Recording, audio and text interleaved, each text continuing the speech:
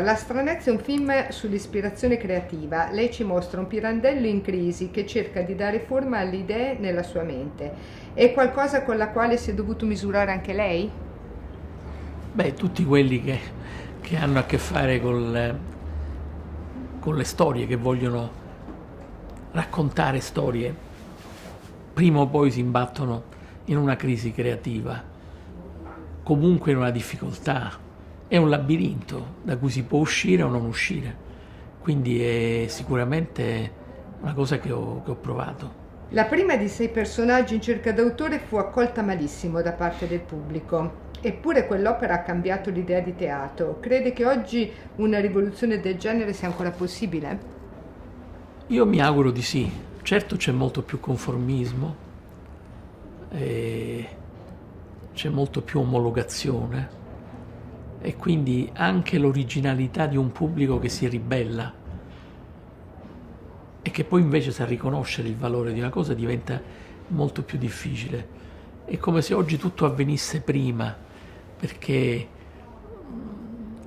c'è questo continuo contatto virtuale in rete che rende anche le posizioni più omologate. Apparentemente dovrebbe essere uno strumento di libertà, invece si rivela uno strumento di massificazione. In 6 personaggi in cerca d'autore l'essere e l'apparire si confondono. Ritiene che quest'opera sia ancora oggi attualissima? Beh sì, insomma è un tema che ci riguarda moltissimo. La differenza tra quello che si vorrebbe essere e quello che si è, tra quello che si in qualche modo, diciamo che è un'opera che io metto sullo stesso piano di quella di Freud, cioè Freud e Pirandello nello stesso momento cominciano a raccontarci che non siamo una sola cosa, ma siamo molteplici, e questa cosa ha un'influenza enorme ancora oggi. I costumi e le scenografie della stranezza sono fondamentali per ricostruire le atmosfere degli anni '20. Allora, come ha lavorato con Giada Calabria e Maria Rita Barbera? Beh, sono state due collaboratrici preziose, perché intanto anche la Sicilia che abbiamo dovuto ricostruire è una Sicilia fantastica.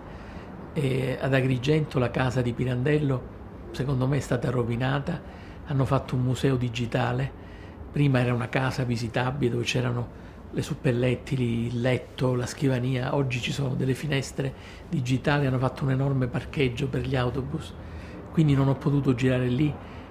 E la stessa Agrigento è rovinata da mille cose, palazzoni. Abbiamo dovuto quindi immaginare e costruire una Sicilia in punti diversi, che richiamasse il mondo di Pirandello.